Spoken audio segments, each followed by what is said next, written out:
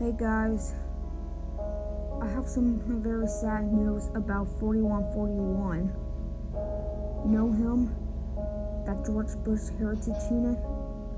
Well, I found out that it got scrapped on January 25th, 2020, and it got retired and scrapped forever. But don't worry, I have a few pictures of it. Here they are.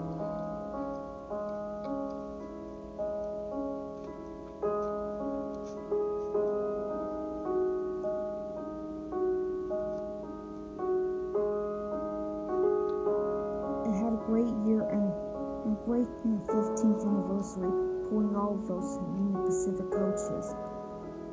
And I like the paint scheme. And I'm going to miss 4141. It's a good thing he's in heaven.